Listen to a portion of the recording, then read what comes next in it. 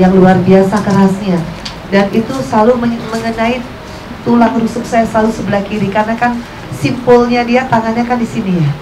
Habis itu saya kalau udah kayak gitu saya nggak bisa ngapa-ngapain kecuali kaki saya lemes, tangan saya lemes.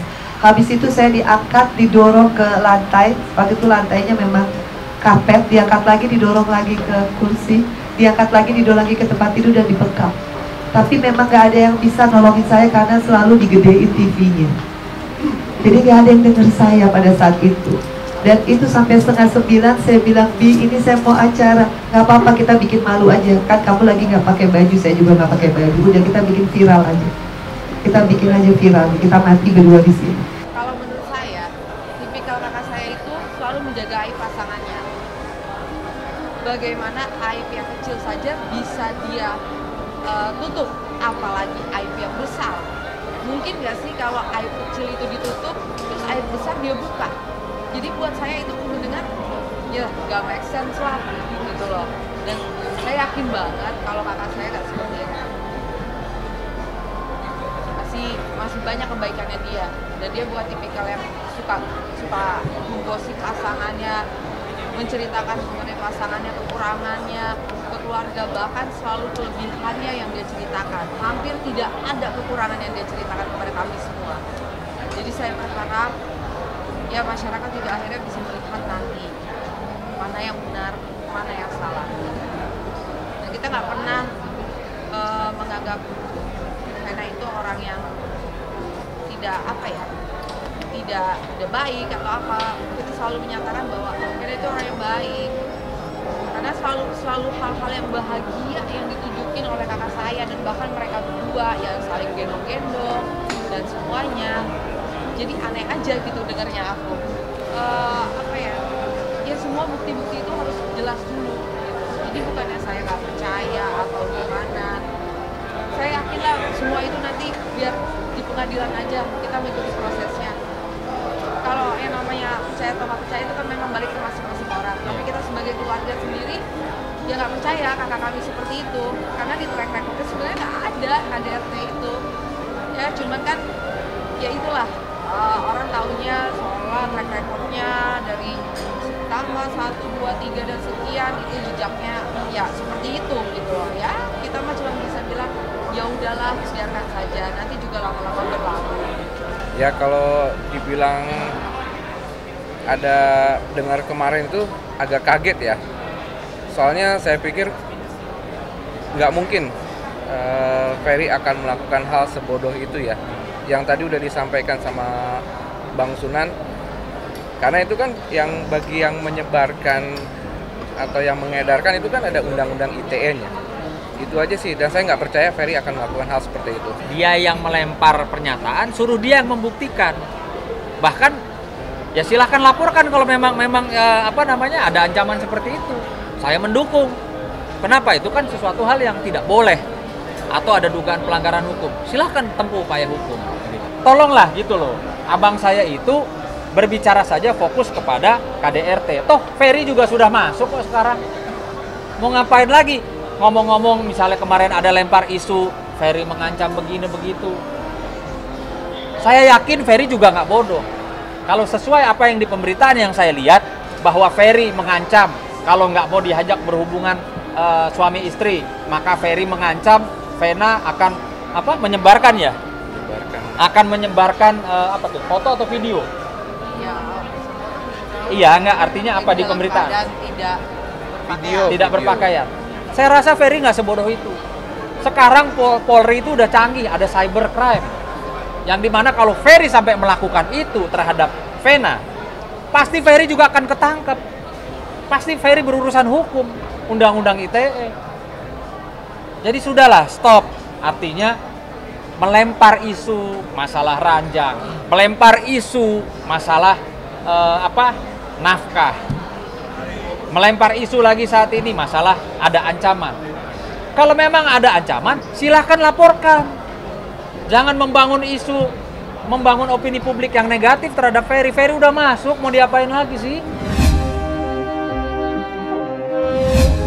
Sekarang gini aja ya, dia itu kan dari awal ketemu Vena, Agak kerasa. ya dari awal ketemu Vena aja dia tuh kan udah ya dari awal ketemu pendekatan sampai akhirnya menikah itu kan dia memang tulus menunjukkan tuh kan sayang banget sama Vena dan keluarganya. Jadi nggak mungkin melakukan untuk hal yang bodoh kayak gitu ya. Contoh kecil aja ya. Jadi dalam rumah tangga aja dia membantu pekerjaan rumah tangga, baik itu menyapu, ya memang itu kan sudah tugasnya suami istri meringankan pekerjaan rumah tangga, dan memang namanya suami istri itu kan harus saling mengisi gitu loh satu sama lainnya dan menutup kekurangannya kayak gitu. Jadi selama ini yang saya lihat ya, yang dipandang sama masyarakat ini Ferry itu jelek lah atau negatif lah, tapi kemana kebaikan Ferry itu yang selama ini dilakukan kepada Vena dan keluarganya? Apakah memang udah dihilangkan atau memang sudah dilupakan? Kebaikannya tuh kayak apa sih Mas? Yang Mas tahu aja, nggak lebih nggak kurang. Kebaikannya ya dari mulai menyayangi Vena, Vania, baik Atala ataupun Mami Ayu, ya contohnya gini, dia kan ya pokoknya banyak lah bagaimana dalam satu keluarga itu saling menyayangi itu saya ngelihat gitu loh. Apa yang Mas lihat? Ya kan dia kan sayang sama Vania, baik dia mandiin ataupun ngantar sekolah gitu. Itu yang Mas lihat ya? Iya. Apalagi yang Mas lihat? Ya baiklah, dalam hubungan suami istri ya kita udah lihat lah bagaimana Ferry baiknya ke Vena gitu. Banyak banget pokoknya. Apapun diusahakan untuk menyenangkan pasangan itu, saya tahu banget Ya. Ferry itu seperti Mas apa. bilang banyak, kasih contoh aja apa saja. Kan banyak nih, kasih contoh apa saja banyaknya. Jadi Yang ya Mas tahu, Mas lihat, nggak lebih nggak kurang. oke, ya apa yang diinginkan Vena kayak gitu. Jadi diturutin gitu loh. Ya Apa contohnya? mungkin ya dia pengen makan ini, pengen sesuatu itu. Ya contoh kayak kemarin lah, dia bikin surprise untuk Vena ulang tahun itu kan tanpa diketahui sama Vena ya kan. Jadi dia berusaha bagaimana istri saya itu senang. Jadi dia inisiatif sendiri, dia bikin surprise kayak gitu loh. Saya menikah sama Ferry kurang lebih 10 bulan. Selama 10 bulan, 6 bulan memang Ferry tidak pernah melakukan KDRT. Tapi di bulan November tanggal 17 saya ingat banget karena saya harus ada di Medan dalam rangka undangan sebagai influencer. Saya ingat tanggal itu karena habis itu saya harus foto. Jadi di situ saya ingat tanggalnya, kemarin saya baru lihat. Kalau untuk KDRT di luar dari rumah adalah di Medan itu. Di dalam kamar itu pagi-pagi seperti biasa ada keinginan yang tidak terpenuhi. Dan jam 9 saya harus sudah siap sebagai influencer untuk acara talk show. Habis itu saya bilang, Bi, saya harus siap-siap, saya harus mandi, harus breakfast, harus semua.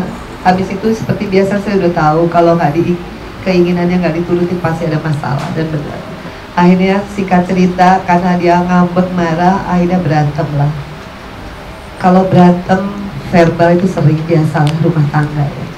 Tapi kalau tiba-tiba saya dipiting seperti yang saya tadi sebutkan, dipiting itu adalah mungkin Bang Hotman udah pernah memperagakan waktu kita di Polda. Yeah. Itu sakit sekali. Karena apa? Dia tuh pesilat. Jadi tenaga dia tuh semua pasti tenaga yang luar biasa kerasnya. Dan itu selalu mengenai tulang rusuk saya selalu sebelah kiri karena kan simpulnya dia tangannya kan di sini ya. Habis itu kalau udah kayak gitu saya nggak bisa ngapa-ngapain kecuali kaki saya lemes, tangan saya lemes. Habis itu saya diangkat, didorong ke lantai. Waktu itu lantainya memang karpet, diangkat lagi, didorong lagi ke kursi. diangkat lagi, didorong lagi ke tempat tidur dan dibekap. Tapi memang gak ada yang bisa nolongin saya karena selalu digedein TV-nya. Jadi gak ada yang denger saya pada saat itu. Dan itu sampai 8:30 saya bilang, Bi, ini saya mau acara, nggak apa-apa, kita bikin malu aja. Kan kamu lagi nggak pakai baju, saya juga nggak pakai baju. Udah, kita bikin viral aja. Kita bikin aja viral, kita mati berdua di sini. Di situ saya udah pasrah. Mungkin saya udah mati kali atau apa, saya nggak ngerti itu ancaman atau apa.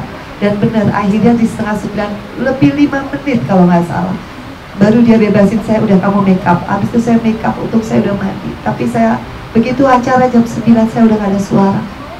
Karena suara saya udah habis, dari jam 6 sampai jam 8:30 lebih saya teriak-teriak. Itu yang pertama, tapi saya nggak buat BAP. Saya nggak buat visum. Kenapa? Karena jujur saya masih mencintai Ferry. Dan nggak mungkin, baru sekali perbuatan saya langsung pengen mempolisikan, nggak mungkin. Tapi saya juga nggak berani cerita sama mama, papa, anak-anak, nggak berani. Karena saya tahu, sekali saya cerita, saya pasti disuruh selesai. Karena saya masih sayang dan dia selalu sujud-sujud minta ampun demi Allah, demi Rasulullah. Mena, Abi gak akan ulang lagi. Abi minta maaf, Abi gak akan ulang. Abi janji kalau Abi ulang lagi, Abi akan masuk neraka paling dalam atau apa, gak tahu lah. Aku masih maafin, dan itu akan terjadi terus di rumah kita, di Jalan Paso, di atas, di kamar kita yang gak ada CCTV. Makanya setiap kali dia meeting, aku udah bilang, Bi, aku gak kuat, Bi, aku udah tua, udah 50 tahun, nanti tulang aku geser gimana? Enggak, nanti Abi pijetin. Aku memang gak bisa buktiin karena memang gak ada lebam. Makanya waktu di visum, Bang, aku ditanya, Bu, kalau di ini kok gak ada birunya? Tapi memang di dalam patahnya. Makanya waktu di mitra keluarga saya minta di ronsen kan, dan bener hasil ronsennya kan itu fracture tulang rusuk saya. Karena udah keseringan dan 3 bulan terakhir. Jadi untuk melaporkan suami yang paling kita cintai tentang KDRT fisik bukanlah hal yang mudah, teman-teman. Kenapa saya melakukan tanggal 8? Karena itu sudah qadarullahnya.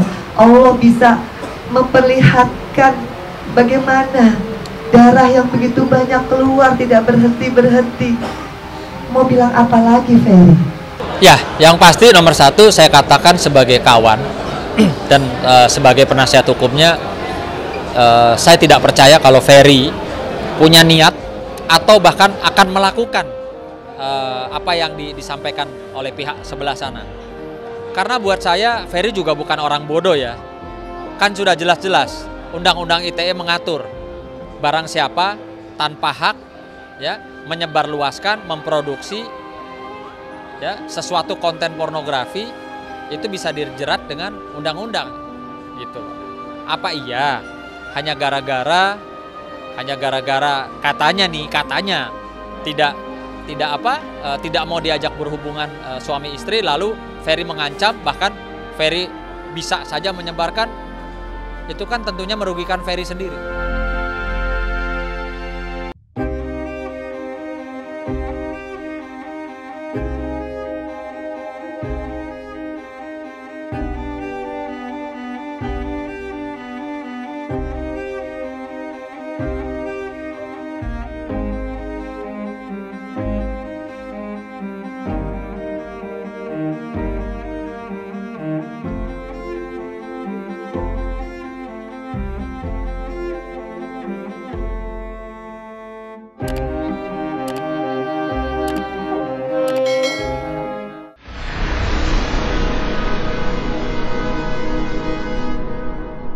Jadi jangan lupa untuk subscribe Cumi Cumi. Ditekan ya tombol lonceng merahnya.